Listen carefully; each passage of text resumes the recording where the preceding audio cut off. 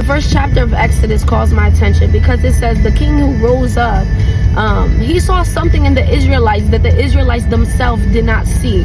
He saw that they were multiplying in great numbers to the point where he said, at least in the translation NLT, he says, okay, we need to do something because they're multiplying and they're having power. Like they could have power and they could unite with our enemies and fight against us. You know, they have power in numbers. So then he begins to assign task makers. He begins to assign people to them to basically whip them, have them in slavery and bondage. Like, you're going to work for me. This is what you're going to do. So he kept them busy in things of his kingdom.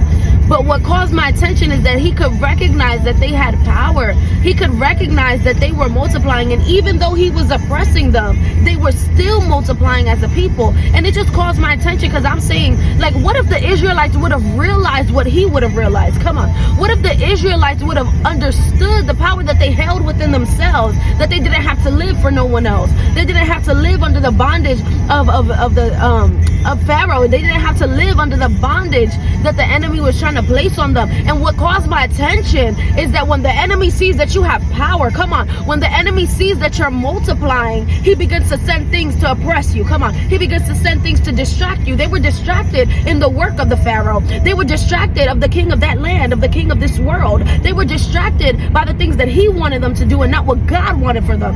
Okay, so then also in the midst of their oppression, God hears their cries. So they're not recognizing the power that they have within themselves, but they still cry out to God and say, God, free us from this. We need help. Like, this is not okay. We don't want to live in this manner.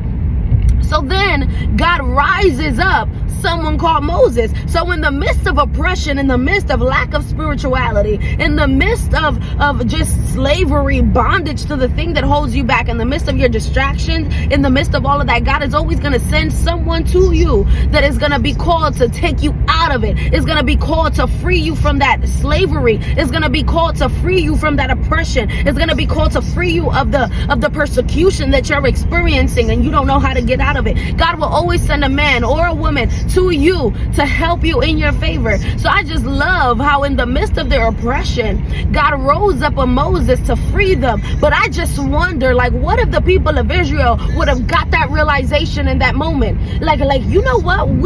It's so many of us compared to them.